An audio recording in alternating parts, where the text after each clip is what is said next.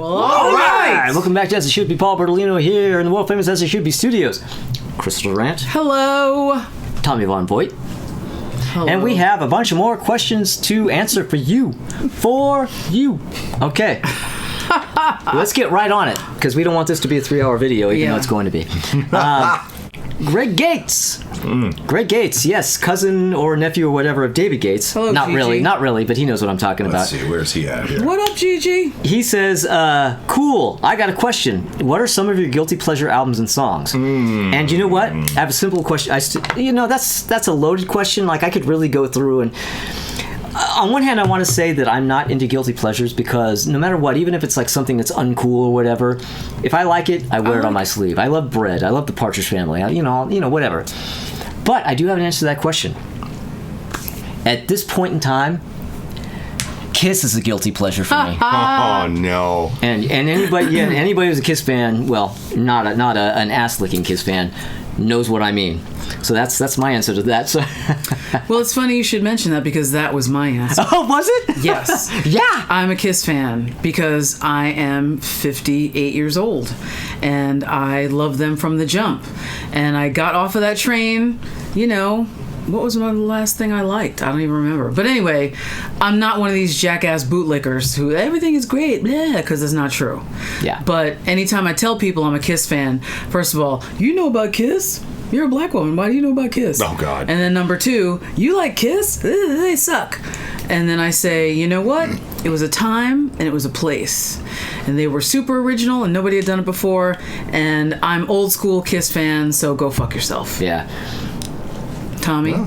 Well, I kind of like how Paul kind of led off with his answer. I almost kind of didn't even want to answer this question, to be honest with you. What's guilty? Well, that's the thing. I don't actually You got feel nothing guilty to about be anything I like. guilty of your love for whatever you like. The way anybody who knows these videos and the way they go, and the shit that Tommy, says that he likes, and how I go at him, and he's like, "Fuck you." I like he's not sitting here like being ashamed that he likes that shit. He's like, "Fuck you." I like this stuff. You can't do that, because I think if you say, "Oh, this is a guilty pleasure," what you're doing, inadvertently, subconsciously, is you're giving somebody else's tastes and opinions power over you. Yeah. You're basically saying, well, they're right and I'm wrong, because I'm admitting I shouldn't like this, but I do anyway. Like, fuck that shit. I love what I love.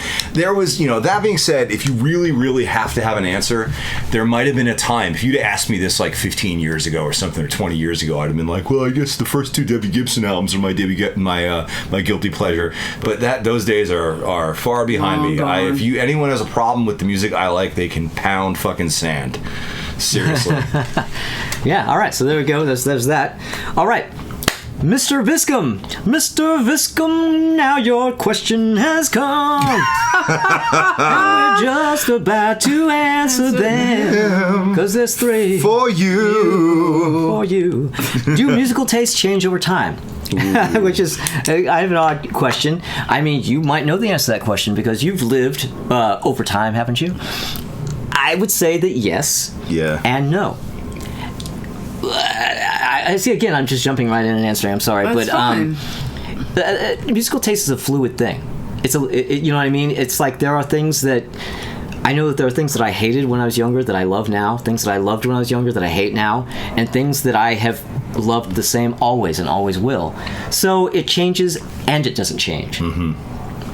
Agreed. That's what I was pretty much going to say, because there are no absolutes. Yeah. How can there be an absolute?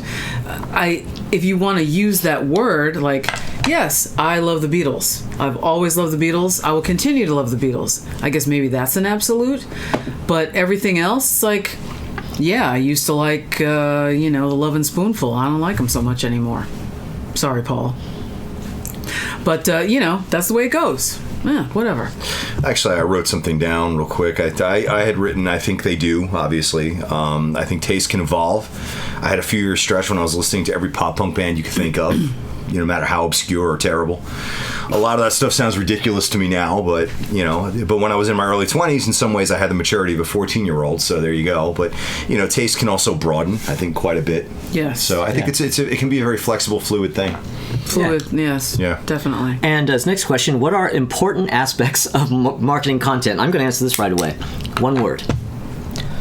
Money. Okay. Yes. Yeah.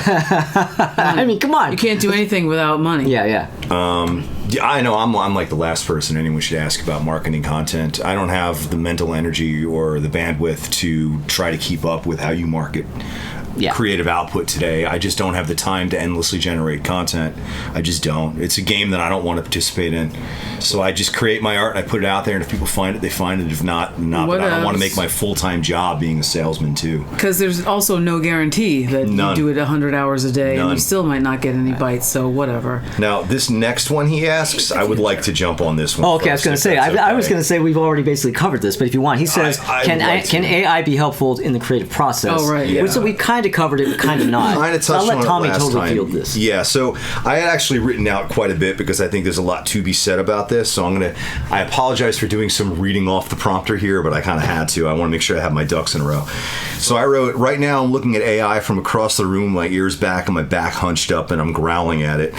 No, I mean, seriously, I feel like it has the potential to help creative types tremendously, but how ethically they use it is to be seen. The problem is non-creative people in positions of power are clearly desperate to use it to replace creatives entirely, and we'll also see people using it and passing it off as something they created themselves, which is also messed up. But it is tricky. All art is a product of the artist's many influences. In a way, the way AI creates art is almost similar. You feed it a bunch of parameters and influences, and it gives you something that is a product of them. Not too different from when I write songs, honestly. I recall when I found myself nearing the finish line with my solo dance pop album, and I wanted a 10-song album desperately. You remember that. I was desperate to get 10 songs. Yeah.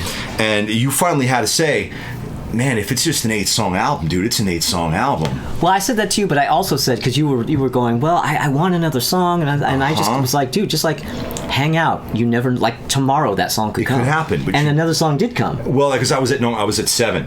You were at 7, and then you had 8. Oh, right. And then at that point, I said, dude, it can be an 8-song album. And that's, But then I wrote, so desperately I wanted a 10-song album, but no matter what, I just couldn't get another 2 songs out of me that I liked. It occurred to me recently that if I'd had AI available to me, there's a strong chance I would have been tempted to use it to fire off another 2 songs that checked all the right boxes. I would have still written my own lyrics, laid down all the instrumentation, etc., but if it could have given me a killer verse melody and chorus hook, and I took it from there, I might have done it. And that means the day may come when I do actually give that a go. In that regard, it's merely a tool being used to help me finish my artistic vision, which in this case was this album being the artistic vision, treating the artistic vision as the album as a whole.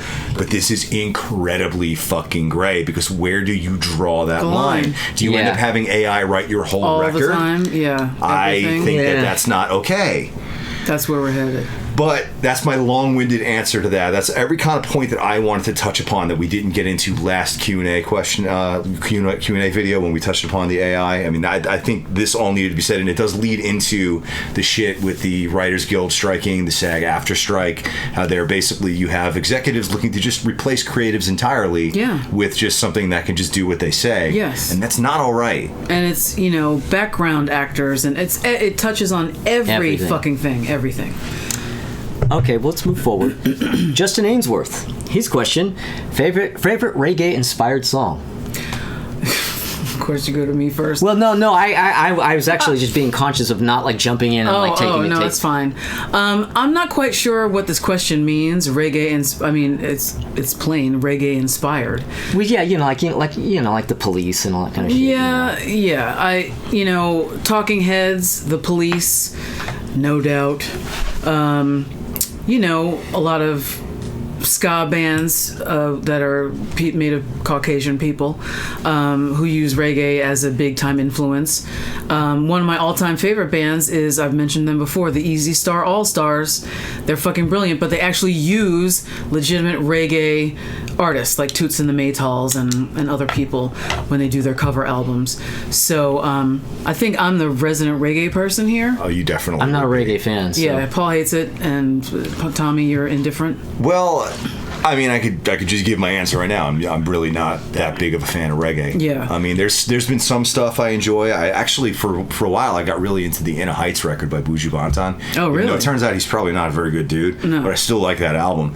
But generally, I'm not into reggae, and reggae inspired stuff usually doesn't ever really grab my Work for attention. you. Yeah. I've been a fan since I was a child. My older cousin Gene turned me onto it, and I don't like all of it. I definitely do not like all of it. I've mentioned before, like super super deep dub. I can't with that because it's like jam bands and shit. It's just monotonous to me. I can't do that. But there is a lot of reggae that I really love, and I will end this by saying we need to retire Bob Marley's Legend.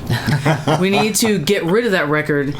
Period. Burn all the posters. Burn all the posters. You kids going to college, stop buying it. Stop hanging up the poster. We're done with that. Listen to Uprising. Listen to old Bob Soul Marley. Rebel. Listen to other shit. Like, it's a greatest hits record, and I get it, but I feel as though if you are not familiar with an artist and somebody's like, hey, listen to this greatest hits record, so you get familiar with their shit, then that should inspire you to not even go down a rabbit hole.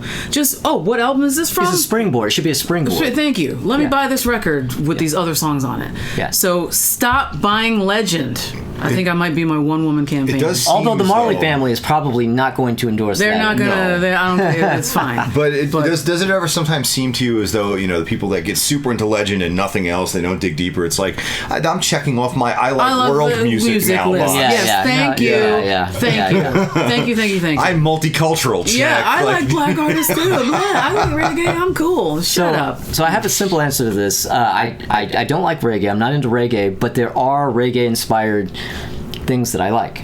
I do like that early reggae-ish kind of Police stuff. Yeah. And I have a very favorite reggae-inspired track, which is Geraldine and John by Joe Jackson from the I'm the Man album. Oh yeah. Yes. And was but a yeah, good song, so yeah. that. All right. All right. There we go. Next question. Who else we got? Und Neurofield asks, why were you interested in going back in time to the 50s and 60s music? The music was better. Hello. Way better. Yeah. You throw the 70s in there, 60s. maybe the first half of the 80s, and good to go. Good to go. Yeah, I mean, come on. I mean, maybe you are more into like more modern stuff, and you're like, what is this going back in time thing? The music is better. To me, I think it's a very clear beginning of the modern era of music that yeah. I came up in and love, which for me does also end at a certain point. But the early to the mid 50s up until I would say the early 90s, I feel as though forms like a very cohesive time period to me. When you go earlier than that, when you get into the 40s and the 30s, it starts becoming more alien to me. Yeah. But for everything that we talk about on this show, all the stuff that we personally like, I think you can really trace it all back to the 50s. It starts there. And it's funny, on my way here, I had to catch a cab because MTA, fuck you. And so I was in the cab, and the cab driver was like, oh, where are you going? What are you doing today? And I explained what I was going to do here, and he's like, oh, so the Beatles? You like the Beatles? And I was like, yes, of course. So then I had to give him the whole history of how the Teenager was conceived. Oh, right. He doesn't know the whole He doesn't American know. He's from history of that. Pakistan, and he was like 29. So he definitely did not know any of the stuff that I was laying down. And he thanked me for educating him. And I tried to tip him, and he refused the tip because I gave him all that valuable information. Wow, How's there that? you go. Well, all right. So next one, John Lawrence. I don't know. Well, all right, he says. Question for all three. If you had to take 10 albums to a desert island, what would you pick? Compilations albums, lives are okay, but only one per group. His are Revolver, Exile, Layla, What's the Story, Morning Glory, Strange Days, Physical Graffiti, Pisces Aquarius, In Utero, Pet Sounds, and Blood on the Tracks. You know what? I sat down and did this. Really, I only put one album. What? Because I could expand on it and go bands, but when you get to the Beatles, which fucking Beatles album am I going to choose? Right. And I'm not going to choose one of the blue or red albums. I'm not going to do that. But But I don't know. Why don't you go first, Crystal? So I hate this. Yeah, Sorry, I do dude. too. I hate it. And I don't know how old you are, but in ancient times, when Tower Records existed, they had a magazine that you could get at the store. Oh. I don't even know if you have a subscription to it, but they had a magazine monthly, I think it was. And they had a section in the very front, and it was called Desert Island Discs, literally. So that's where the term comes from, if you did not know.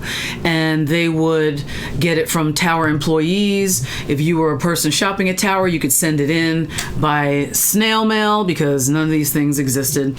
And it was interesting to see what other people's Desert Island Discs were, because It was sort of literally the early version of what we're doing. what we're really. doing, yeah. So I'm not a big fan of that because, as we addressed earlier, tastes change. Things change. There are a lot of absolutes for me, and I've talked about this a million times. Records that I have listened to literally once a week since they've been released, going back to Pink Floyd, Dark Side of the Moon, and Wish You Were Here, Purple Rain, Crowded House, a couple of Who albums. Yes, they are my stalwarts, but I don't want to say that those are the only records I want if I was trapped on a desert island. Ooh, I hate coconuts. So I'm not a fan of that. No shade against you, dude. Yeah. Obviously, yes. But the things that I just mentioned, they would be a part of it. But I don't want to come up with an absolute 10. I'll give you those. Prince. What Prince album am I going to pick? What Beatles album am I going to pick? What Purple Rain, I guess. But whatever. So that's my answer. I only have one album because I couldn't. So the only one that I know for a fact is going to be on the list, Moody Blues, Days of Future Past. Oh, yeah. So there'd be others, but this is the only one I can, without question, just go, yeah, boom, that is going to be. And for him to say that, and not Pet Sounds, not a Monkees record, not a Kinks record. Yeah. If you've been watching, you all know who our favorites are. So there you go. Well, I actually did a 10 You song fully list. did it. So Tommy did it fully. Did it. I came up with my list of I'm stranded on a desert island. Wow, okay. Top 10 albums. Bring it. And those are Sailing, Christopher Cross. Boats Against the Current, Eric Carmen. Pirates, Ricky Lee Jones. Ship Arriving Too Late to Save a Drowning Witch by Frank Zappa. Damn, really? Island in the Sea by Willie Nelson. Thunder Island by Jay Ferguson. Standing on a Beach Staring at the Sea by The Cure. SOS by the SOS Band. Help by the Beatles, and Rescue Me by Tom Jones. Wait. You guys not just get what I just fucking did? Hold it. I told the whole story of how I got shipwrecked and I want to get the fuck off of that island. And you were rescued. Oh Okay, my God. Yeah, you know what? You went so fast that I didn't. Now let me ask you this. Rescue Me Because by you Tom did- Jones. I just won that shit. So here's how it starts out with Sailing by Christopher Cross. Boats Against the Current by Eric Carmen. Oh, Pirates by Ricky Lee Jones. Oh no, Ship Arriving Too Late to Save a Drowning Witch by Frank Zappa. Island in the Sea by Willie Nelson. Thunder Island by Jay Ferguson. Standing on a Beach Staring at the Sea by The Cure. SOS by the SOS Band. Help by the Beatles, and Rescue Me by Tom Jones. And that is how you shut that question Genius. the fuck down. Absolutely genius. That's good. Well, you know what? That's you know good. what? I'm giving you a high five. That's awesome. The first thing you said was Sailing by Christopher Cross, and I was like, that's not an album. that's where I'm headed with this. And it's like, oh, okay, got it. Got it. That's good. All right. The Munich Metal Enforcer. Oh, shit. The fucking Munich Metal Enforcer. Hello, Scorpions. All right. S. At all of us, what are the heaviest metal bands / records you like? I like this listen question. To? Oh, I didn't address this one. I didn't write down notes for this one, so I have to do this off the top of my head. But I'll let you go first. All right. Give me time. Once I'll say that I said this before. I like heavy metal music, but I'm definitely not as into it as these guys are. And I'm also a singles heavy metal fan. Master of Puppets, and I love that album. There are, there's British Steel, they exist, but I'm not deep into that genre. I like what I like, and that's pretty much it. So I really don't have a succinct answer for this question. That's my answer. Well, I would say clearly the Metal Munich Enforcer is a metal fan. Yeah. Yes. He enjoys the metal genre. Right.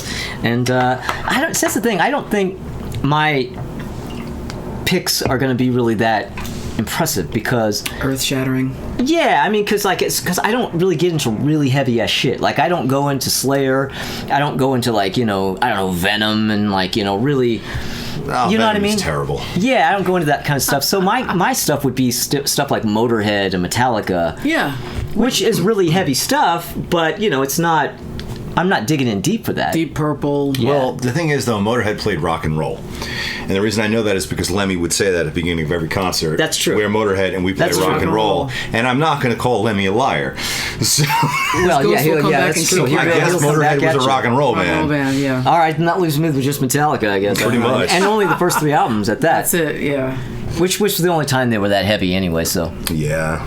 What about you, Tommy? Well, I mean, I definitely fuck with a lot of metal, but I'm really picky about it. I wrote down my stuff. I mean, old school power metal is about as heavy as I go, like, and by that I mean like, Halloween stuff. It's tricky because I think old school thrash, new wave of British heavy metal, power metal, and traditional heavy metal are as heavy as it needs to be. And I'm really not into like drop tune chuggy stuff or black metal or death metal, or I generally You don't like black metal? That's I racist. don't. It's no, it's not. Black Yeah, see, metal so he doesn't like itself that. Is racist. is racist. Not liking black Black metal is righteous. is being against racism. I'm not into death metal. I generally don't care for any modern metal or groove metal. I don't like any of that. Like the heaviest stuff, I dig the first 4 Megadeth records. I love the first Stormwish record. I think that's really cool. Stormwish, check them out. Are they American? I think they might actually be German. Oh, cool. For power metal, like I said, I dig a lot of the Halloween stuff. The first few Gamma Ray records are fucking awesome. That was Kai Hansen after he left Halloween. The first few Dio records are fantastic. So like that's the kind of metal I like. But when it gets into, and I've talked about this on this show before, when it gets into heaviness for the sake of being heavy, Right. It doesn't have musicality or enjoyment for me anymore. And it's like making spicy food that it goes past the point of having any kind of flavor profile, and it's just now it's burning. just a chemical burn. Now it's just to like, Yeah. feel like you're badass because you can Because you do ate it. it. Yeah, and I'm not into that. There has to be a fucking song there. It can be heavy as balls and still have a great song, like the first couple of Dio records. Those are heavy as fuck. Yeah. But there's great songs there. Yeah. Yeah, I agree. I'm not that much of a metal guy in general. I really went through a metal phase when I was in high school for like a couple years. So everything that I like just sort of hails from that moment in time for me. So yeah, I'm not really very deep with metal. But the second part of this is at Tommy, why all the dislike for Manowar? Oh, yeah. This guy, Munich Metal Enforcer, really likes the first He 4 loves albums. Manowar, yeah. Yeah, I know. Actually, a lot of Manowar fans are really into the first 4 records. After the 4th record is when they fired Ross the Boss, right? I think you can answer me in the comments if you want. I think that's when they changed. For me, like on paper, yes, I should love Manowar. I mean, I'm into epic sword and sorcery metal from the 80s and everything like that. Like the look of Manowar, like everything they're about. Like, we're in the Guinness Book of World Records for the loudest band, blow your speakers, like all that fucking insanity. Like on paper, it should be like I should be a shoo-in. I just don't think they have good songs, though. I think their songs are fucking terrible. And that's the problem. If you don't have the songs, and again, this is just my opinion, if you like the songs on the first four Manowar records, then I'm wrong and you're right. And that's just how taste goes, because there's no absolutes here. But for me, I don't think the material is there at all. That's a fair Well, all call. right. All right, let's move on to Mitchell Benefiel. Thoughts on the Rolling Stone Top 500 Albums list? Oh, Christ. You know what? I don't think about it. I don't have thoughts on it because I don't think about it. Yeah. It doesn't matter. Yeah. Is Rolling Stone even relevant enough for us even to have opinions on this? So I'll say this because this literally happened yesterday. So Rolling Stone put out their top 250 guitarists of all time list. Oh, boy. And my friend Vernon Reid is on that list, and he came in at like 45 or something. So you know, they posted it through Living Color Official and whatever, and I'm like, hey, I called them up, congratulations, whatever. But I also said my caveat is I literally cannot stand the best of the this and the number and the blah blah blah, because it means nothing. It means absolutely nothing. Rolling Stone puts out the 500 best this, the 250 best this, the 100 best this. Who gives a fuck? Oh, well, you know, Ben Fong Torres said this and blah blah blah. This said that all their old, and I'm old, so I'm talking about 70s and 80s writers for Rolling Stone when it was somewhat viable and sort of important, that and Cashbox or whatever. But now it's like, who gives a fuck? I don't care. I mean, I'm happy for my friend, but other than that, I don't give a shit, because it has no bearing on my musical choices or my musical taste. Or if I look through it and it's like, oh, well, maybe I'll check this person out. But I never really do that, because I take recommendations from my friends first before I get anything from a magazine. Well, and the thing, too, also is the difference between what you're talking about and what we do is we're just talking about our opinions and our feelings about it. Rolling Stone isn't doing that. They're going, this is how it is. This is the list. It's officially what it is. And if you don't we're like not it, doing you suck. That and we're not pisses me off. Yeah, that really I hate pisses that. me off. Yeah, that's the difference. Yeah. Because listening to you talk, I'm kind of, in my head, I'm thinking, that's kind of what we do, though. And then I'm realizing, no, that's not we what we don't do. No, it's not. Because we're not saying this is officially the list. Yeah. I mean, I literally say it time and time again. Just my opinion. Don't take offense. If you like it, you're right. I'm wrong. That's the way taste works. And sometimes we tell you you're wrong. Because sometimes you are. Because sometimes you are. But we're you not. know what? But if you like it, you're still not It's wrong. fine. You know? Whatever. Well, you're wrong about yeah. that. Love I the mean, one you You're with. wrong about them being wrong. Love the one you with. I can kind of sum up my reaction to the Rolling Stones' best of albums and songs and guitarist list by just giving the hardest eye roll I possibly can muster. Do it. I have co-sign. been- Get close. Okay, let me. I co-sign this. All right, let me Yeah. just. So, I mean, they've been. I mean, for as long as I've been aware of Rolling Stone, I've kind of felt like, why does anyone give a shit what they're saying? Like, even since the '90s, Yeah. like it seemed like what they were doing is year after year they would put out these lists, and it would be the same tired ass fucking records that critics have been Over creaming and their over pants and over for over. decades. Yeah. Like, you know, be like, yet again, music from Big Pink, which I just never fucking got into, but yet again, the staff at Rolling Stone has decided it's the most important That's it. fucking thing that's ever been released. And the thing is Rolling Stone would do this over and over and over again, and people, I found, would reference this as if they believed it was somehow 'Cause it was in the Bible fact. and it says so. Like the Rolling Stone, they pass themselves off as the arbiter, the final fucking Yeah. word, and people are like, "Well, according to Rolling Stone, the number blah, blah, 13 blah. best album of all time." Oh well, since obviously Rolling Stone put in all the fucking work to figure out that this truly is the number 13 best-selling album, best album of all solar time, system, yeah. it's just bullshit, man. All right. So, second part of this question, favorite Bob Dylan records. And I'm going to jump in because I have a very simple answer to that. The big three, the obvious. Bring It All Back Home, Highway 61, Blonde on Blonde, end of story. And that's Dylan for Dummies' answer, but that's how I feel. Dylan for Dummies. See, I have no answer because I'm seriously just not that into Dylan. and yeah, Tommy's not into Dylan. He's written some great songs that other people have done fantastic things with, but I just never put on Dylan to groove to it, so I don't have a... I'm with Tommy have one. here. I have no dogs in that race. Again, I'm a hits fan of Bob Dylan. I enjoy a lot of his songs, but when it comes to even these three, Dylan for Dummies, where they've got the most hits on these records, have I ever bought a Bob Dylan record? No, I have not. Have I seen Bob Dylan in concert? Yes, I have. I saw him in concert in the 70s, I saw him in the 80s, and I saw him in the 90s. And I tried really hard to get into Bob Dylan, but it's just not my steez. I appreciate his hits. He's a great songwriter. I can't. I can't do it. Okay. Ventilator Blues. Gee, you think he's a Stones fan? Maybe. Possibly, I don't know. Ventilator Blues says, what's the defining moment of your love for music? For me, probably realizing that Exile on Main Street is wildly overrated. Oh, you see what I did there? Hey-oh! He's doing to you what I do to him. no. See, that's what happens, man. I unload and unload on this guy, and then all the shit rolls downhill. Yes.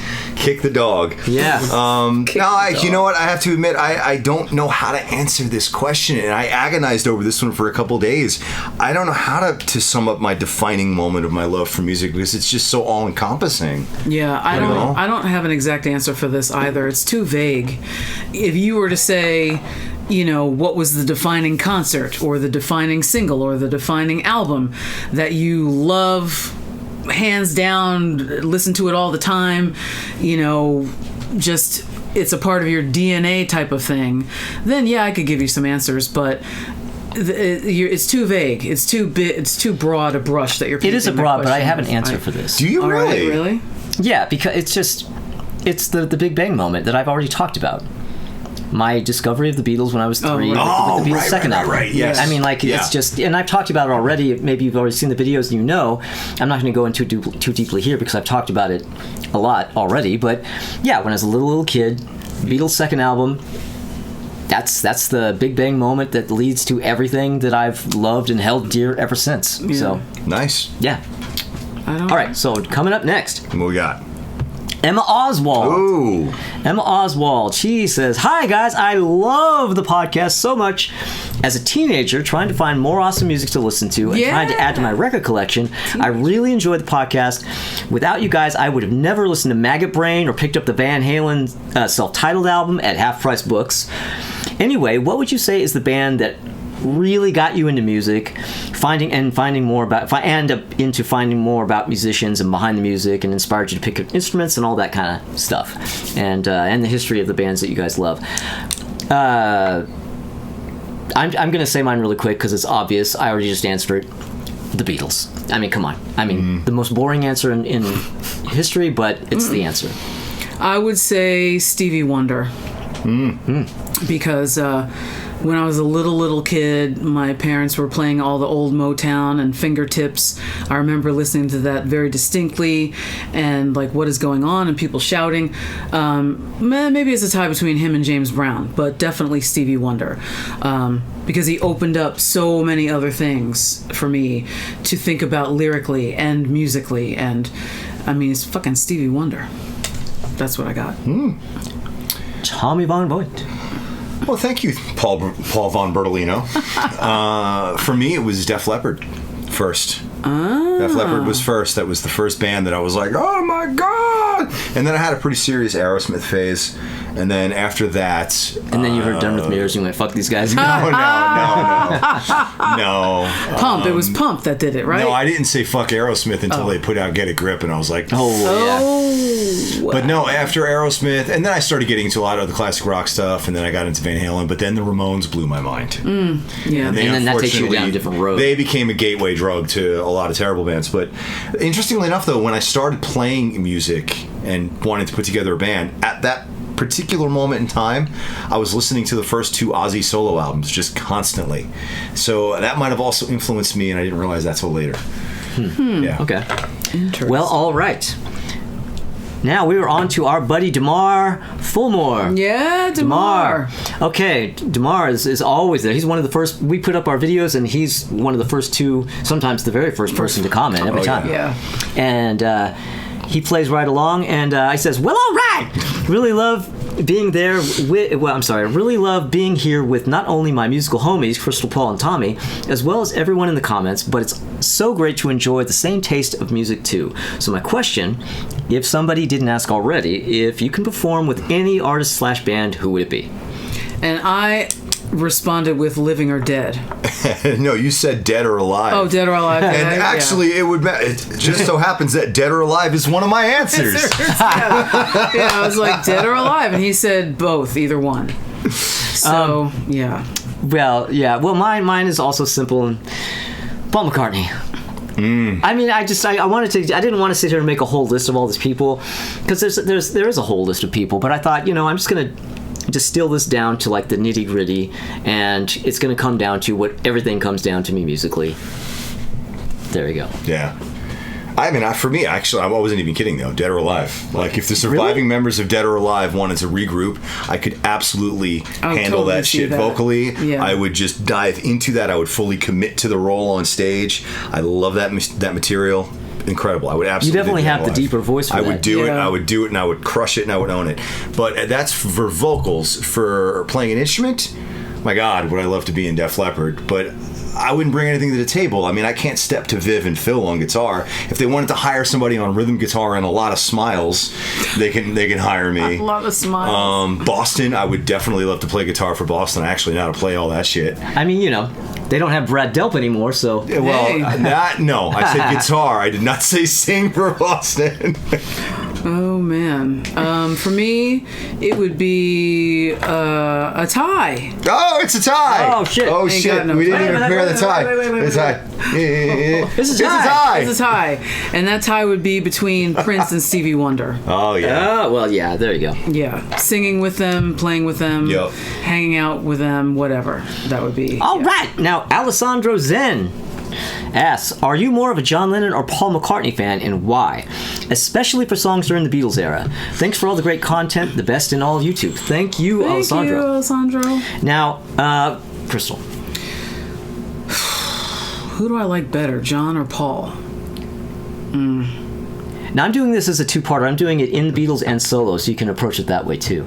Well, I don't even want to talk about solo. I'll just talk about Beatles. And I would have to say it's another tie. I love them both equally. I don't want to get down to like who was more prolific, who did this, who did that. They were great, dovetail, and I love the individual shit that they wrote within the Beatles, but it would be those two, the two of them. It would be a tie. Well, And I'm not going to touch on solo stuff because I don't listen. I'm not, again, hits. you're not in deep with that. I'm not stuff. in deep with that. They're hits, yes, that's it. So, within the Beatles, I tend to prefer John Lennon. I've actually literally gone through all the songs and compiled favorite song lists, just looking at the tracks and anything that pops out, go, okay, that goes on the list, that goes on the list, tidy up the list, get it down to size, and in the end, I'll look at it and go, oh, damn, this is like almost all John songs, and a little bit of Paul. Within the Beatles, John. Solo? Oh, man. McCartney Hands takes down. all the other three, crumples them up like paper, and throws them aside. McCartney takes it by a mile solo. So there, yeah.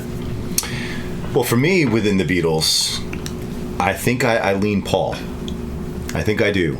I think I also kind of identify more with Paul, especially after watching the Peter Jackson documentary. Oh, yeah. And looking at the dynamic in the band, knowing how the dynamic was always in all of my bands, I'm like, oh, God, do I know what Paul's going through right now?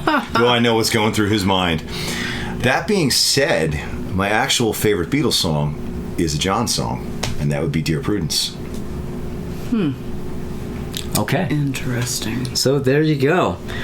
All right, so Paul Clark. He asks, have you guys ever checked out a killer band called, now he says Gaddo, G-A-D-D-O. Now, I ran across a band online called Goddo, G-O-D-D-O, who had a 1977 album. I'm hoping this is the band you're talking about. He says, their first album from the 70s kicks ass and would totally be up your alley. Great work by all of you. Thank you from Canada. Thank you, Paul Clark. Take off, eh?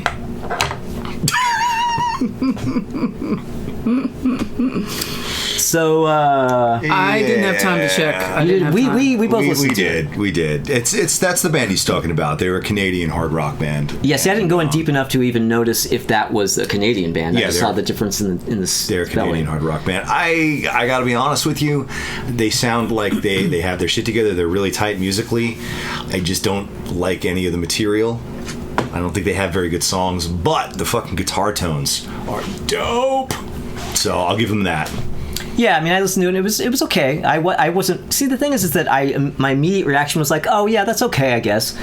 But it also could be one of those things that if I went back to over and over again, I could go, oh, okay, right. Because there's some stuff like that where you're like, at first it kind of seems like there isn't much there to sink your teeth into, and then it kind of starts to take root if you go back to it. Could potentially. I mean, you know, April Wine is a little bit like that, and there's some example, like similarity. Foghat. Yeah, they're like one of those kind of things, Yeah. and maybe in the right setting, you hear the song in the right context in just the right way. That's going to be what, like, you could sink your Six. teeth into. Yeah. So, Interesting. Flaming Groove Listens asks, bar bands tend to be the most fun when you're in your 20s. What bands, if any, did you love as a bar band, and what bar band that you've loved went on to make great records? A brief history of your careers?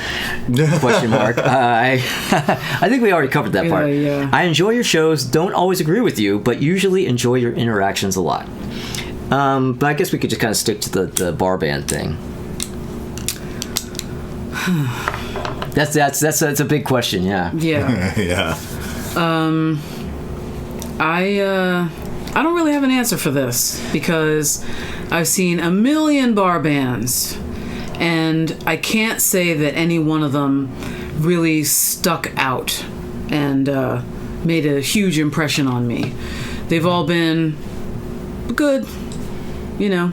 Between New York and Philadelphia, they've been good. I have a lot of friends in bar bands, and you know, they were fine. But I don't have anything like, wow, this is the best bar band ever, blah, blah, blah. I can say that I saw major acts in bars, and they were incredible. Well, now, before they were famous, or when they were doing special shows?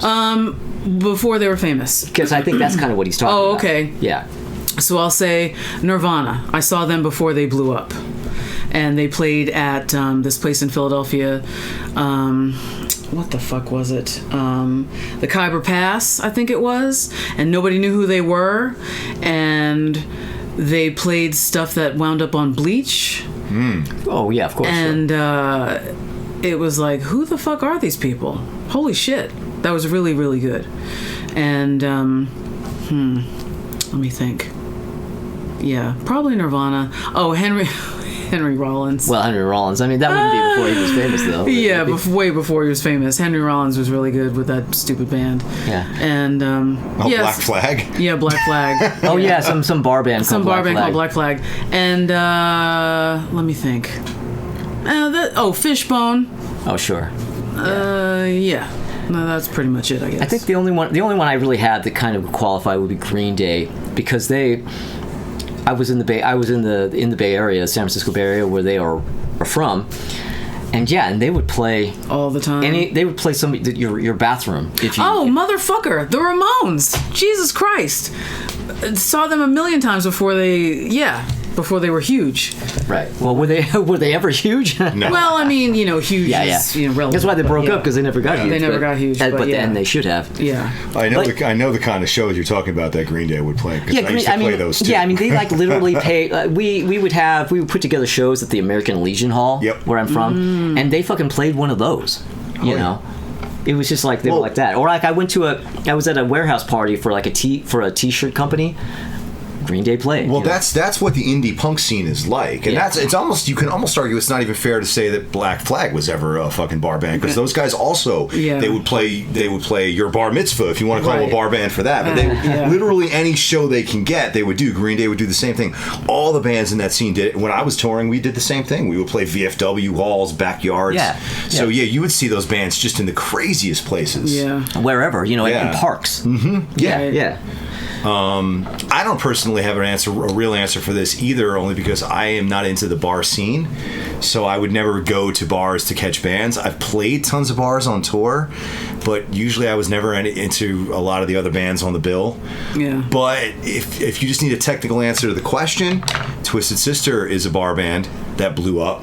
I mean, this was way before our time. But you didn't see them. You didn't actually see them in the No, bars. of course not, because I was basically a baby. But I mean, that would be a band that you could submit that would fit that. They were clearly a bar band for 10 years until they exploded huge.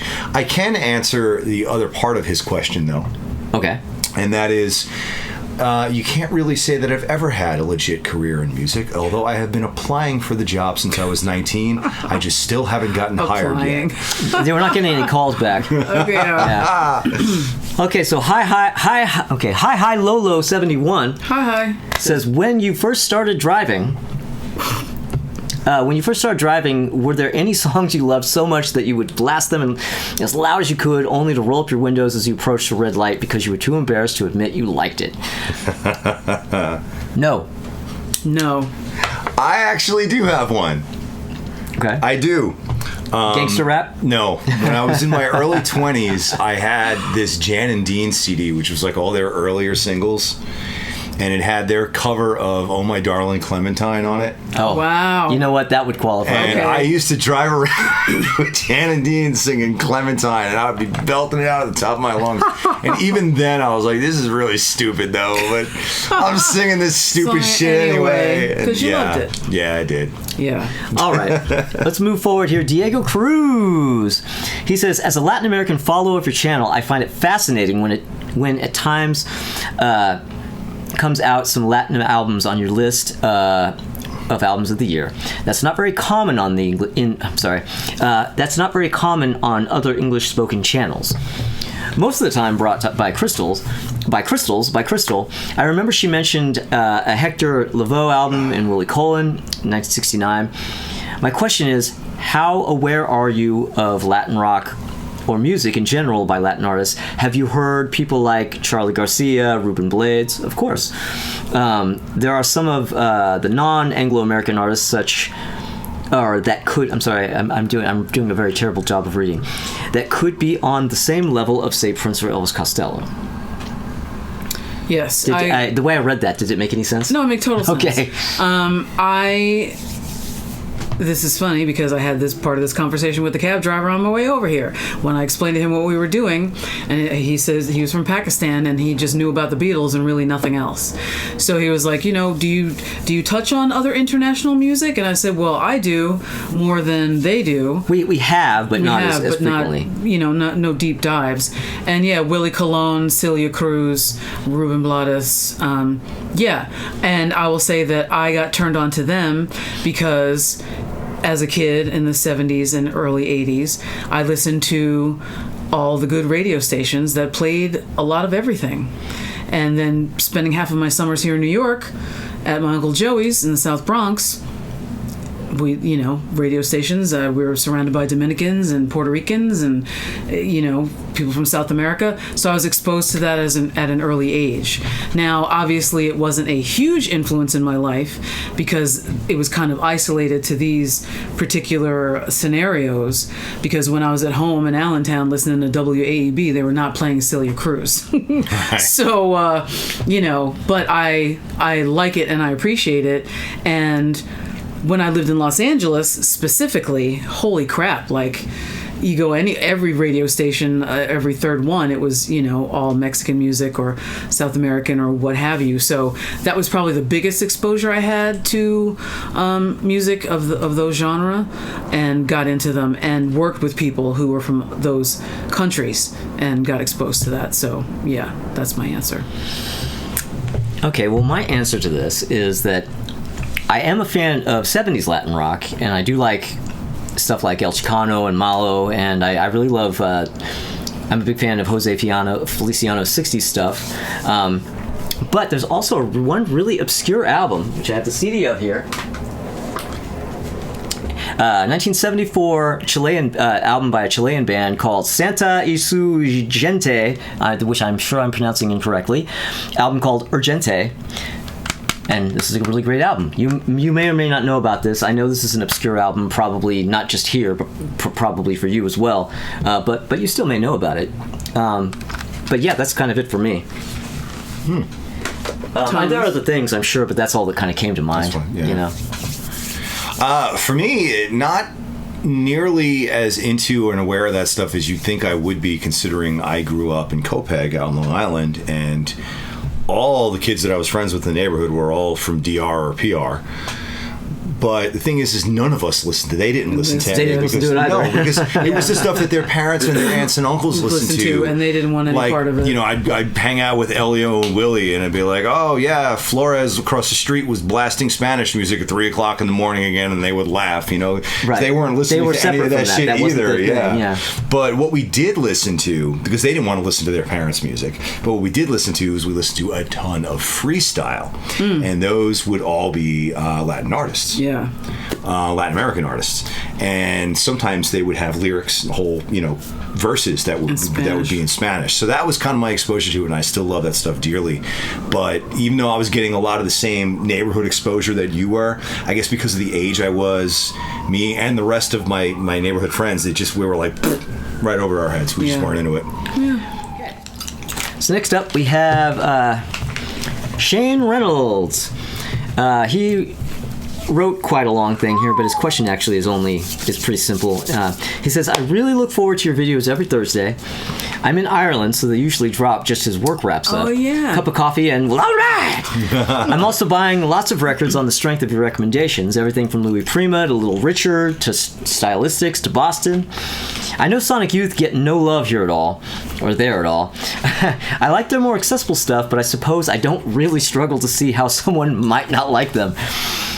I would be interested in what you think of their cover of Carpenter's Superstar, by the way. Hated it. Not into it. I can see Tommy having a meltdown already. Better ask this before the sugar rush has kicked in. Anyway, the band I'm really struggling with is the Smiths. Though, funny thing is, I was kind of resting my hopes on Crystal to deliver, and then she went and broke my tender little heart. I'm sorry. Now, what music could I possibly turn to at this point? At this moment of rejection. The reason I'm confused is that none of you seem to like them, and I can't fathom it. Beautiful, creative, jangly guitar, totally unique, very melodic, great variety, super lyrics, very humorous and stellar bass lines. Okay, you might think Morrissey's a wanker, but if you applied that standard across the board, then your list would be half empty. All right, since you called me out, I will answer first. Okay. Yes. Johnny Marr, great guitar player. Jingly jangly, I'm into it. And aside from Morrissey being a total wanker, his voice.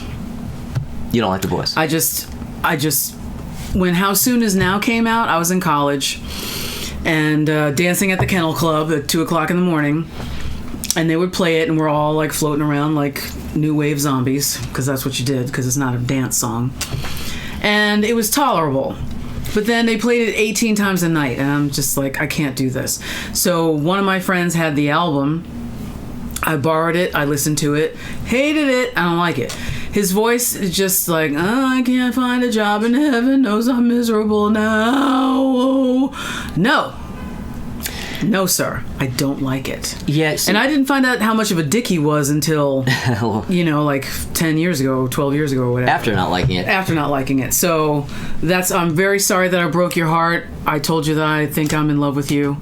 But I can't do that, so I guess we'll never get married. Well, now, I agree that, especially reading the way you kind of lay everything out on paper, that does seem like something I should like, but in the end it's kind of like we were talking about Vince Neil as a singer. You go, well, look at the notes he can hit, he should be a great singer. Well, yeah, but you have to like the sound of his voice. Not that and I just don't, for whatever reason, don't take to the Smiths. I actually don't dislike them. I don't hate them, I don't dislike them, I'm just not into them. Yeah, I don't hate them, I just don't like it. Yeah. No, sir. I don't like it. And what do you have to say about the Smiths, Tommy? Actually, I think they're kind of okay. Do you think they're kind of okay? I do think they're kind of okay. They've got some songs I actually really like a lot. I mean, this is recent. This is over the last couple of years this has happened. But it started with the song Panic. Yeah, I love that song. It's a great song, and that's how it starts. You get that one song, and then all of a sudden now you're in, and there's hang the DJ. Next thing you know, you're ask me. Yeah. There's actually a bunch of Smith songs I really dig. All right. Okay. Morrissey's got a weird voice though. Yeah. He's got a weird voice, but I can see why you like it though. Bramford 7E asks. He asks me, how long does it take to edit a video? You have to add album covers for the top 10 lists. Also, could we get a blooper reel someday? Okay, well, it really doesn't. It used to take me a long time to edit the videos. I was doing it on an older computer, and it would take me like 3 fucking days to edit these things. Having a newer computer, and I've kind of upgraded what I'm working with, and various and sundry things that come into play, I can really kind of do this in a day or two. And I don't mean all day. You know, like I'll sit for a session. I'll get to a certain point and then leave it, and I'll come back to the next day and I'll tighten it up. It doesn't take that long, really. It used to take a long time. Now it doesn't. Could we get a blooper reel someday? I like the idea, but I feel like I kind of have a tendency to leave them in. Yeah, or you. There or are you do things that we haven't put in. cutscenes at the end and stuff. Yeah. Well, even sometimes I'll just leave it in and be like, take two. So that happens a lot. We do have things though, but I don't. You know what I mean? We don't have anything that's specifically blooper-ish. We just have behind the scenes stuff. Goofy. I have lots of footage of us, Tommy and I, like changing our shirts here. yeah. In between episodes. If you want to see that, look for our OnlyFans. Yeah. But anyway, and then he has a question for Crystal. Yes. What do you think the Dr. Hook and the Medicine Show tour bus smelled like back in the day? I think you know that answer. Do it, Crystal. Do So it. obviously it's hot dog water. Or ass. With a smattering of ass and hoo-ha and really bad lube from back then. Christ. And really horrible condom smell. And poop and bad weed. The kind that smells like a Kind skunk. of skunky weed. And, bad Budweiser breath. Oh, Christ. Okay. That's what I think. All right. Well, his third question is a question for all three. He left you out, Tommy. Oh, I didn't get any direct questions. Oh man. Well, you can really weigh in on this one. Yeah. Question for all three. What are your favorite lyrics? Oh. Okay, I'll let you. In fact, you should go first on this, since you were so cruelly left out of the individual I was question. snubbed. Yeah, you might find this odd, but I don't actually pay a tremendous amount of attention to the lyrics themselves.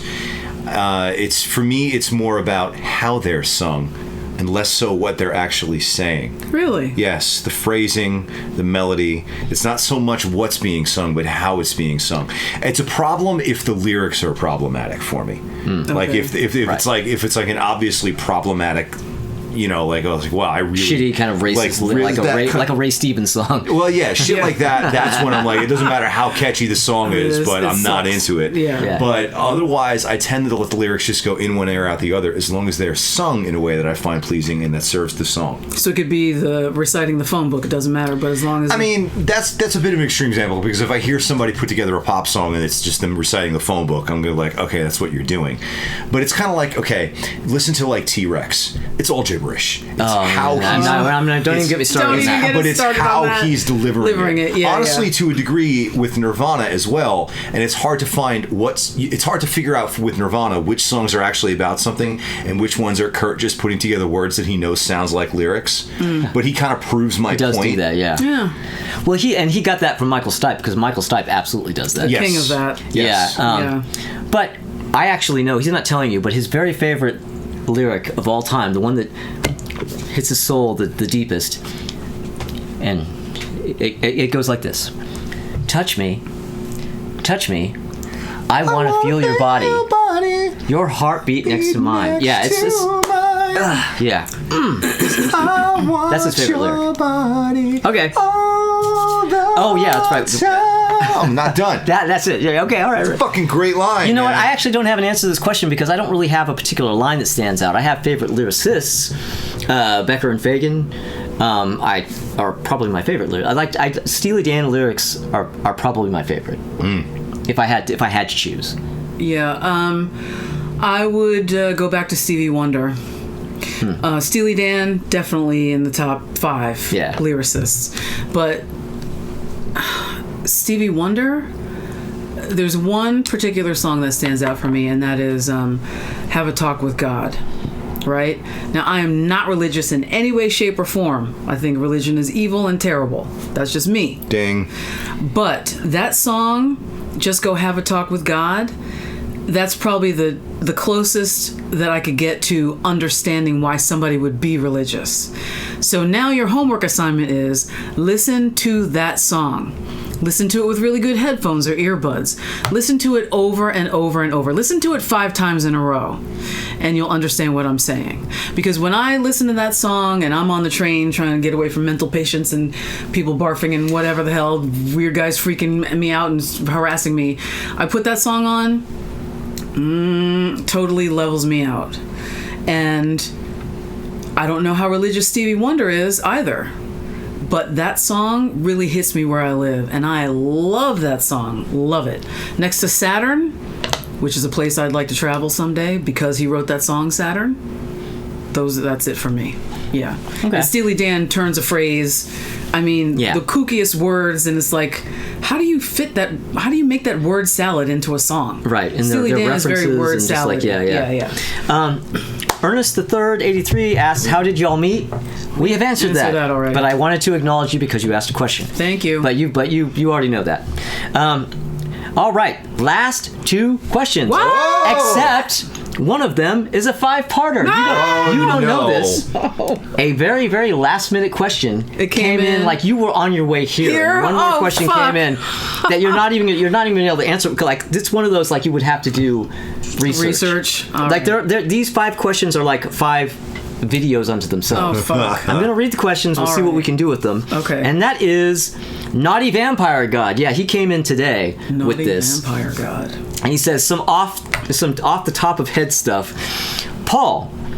Well, actually, and that's just it. He actually addressed the whole damn thing to just me, but this is really stuff that we can all answer. Okay.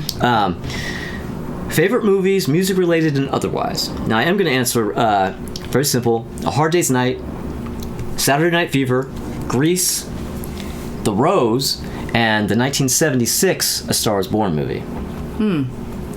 Okay. How about you guys?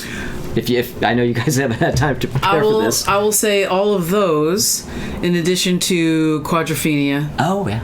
And Tommy. And yeah. What about me? You gotta answer the question. Oh no, the movie Tommy. The Who movie Tommy. Does it have to? You guys all did music related movies though. He said music related or otherwise. But should we try to Breakfast at Tiffany's? Yeah, I mean, you know. I don't know. For the sake of for the nature of the show, I'll try to keep it music related. Favorite music related movies, I would say probably Grease, Little Shop, Rocky Horror. I would probably say Song Remains the Same. Phantom of the Paradise. Oh yeah. Yeah. Right. Yeah, stuff like that. Okay, number 2. Future deep dives / entire discographies.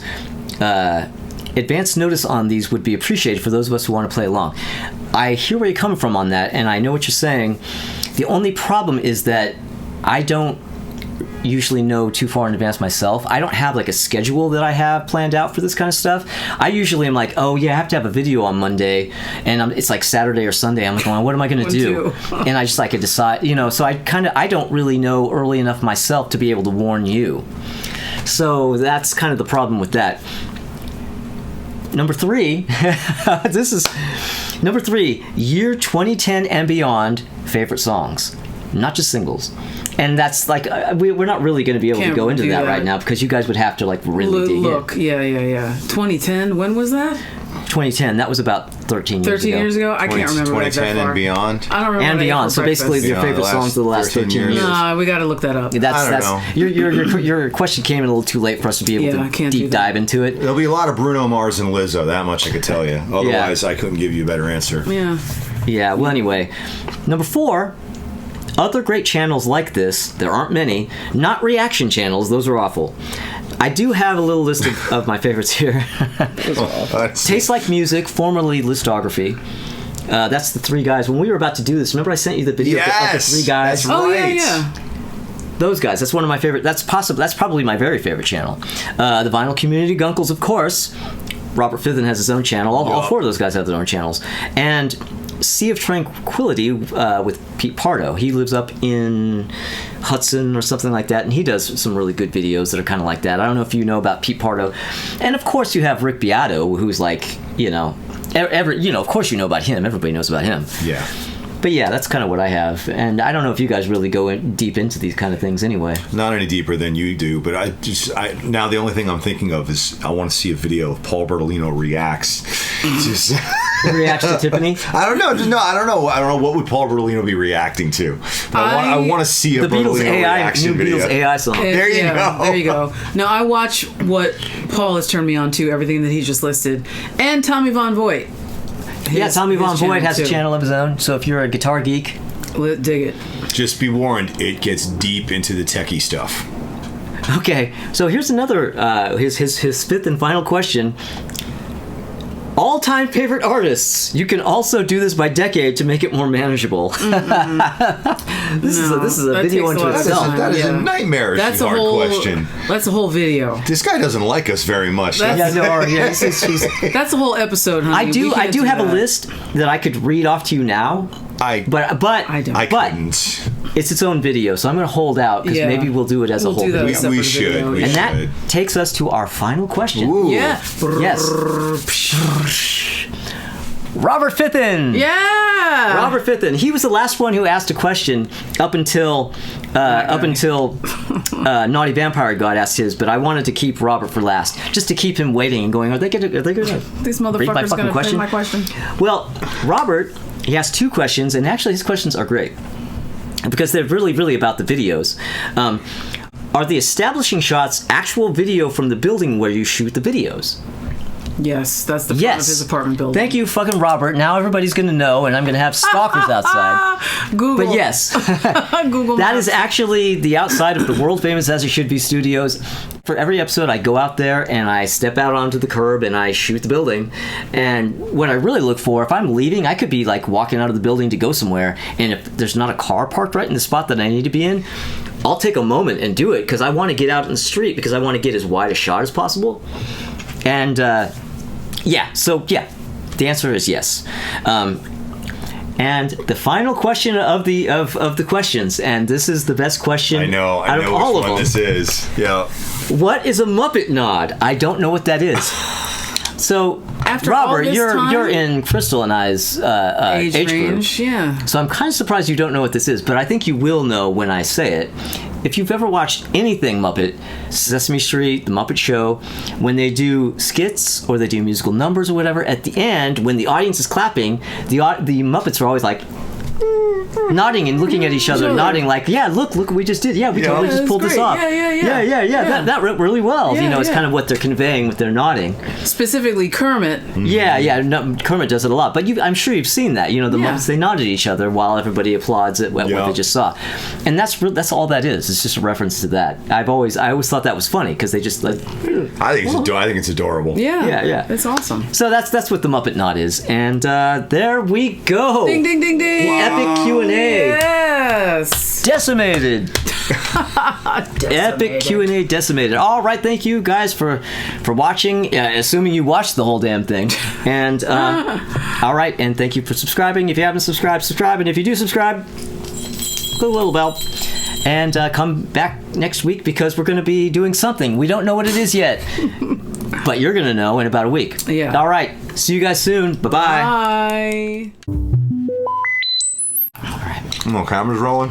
Shall we Rolling. move forward then? Oh, Tommy's almost done with his Almost done banana. with my sideways banana. This will be a good blooper for you. Tommy eating a sideways banana because he had a wisdom tooth pulled. And because we shoot everything on the same day, you're going to have a whole month of Tommy with a swollen cheek. Sideways Banana. That's my new punk rock band name. Sideways banana. Called it. Sideways Banana. Mm-hmm. I got it. Okay. For anybody who's a side, if you are a side, Okay. you know what a Zing. side. Anybody knows what a side is. Put it down. Okay. There we go. All right. So, 3, 2, 1. Well, all right.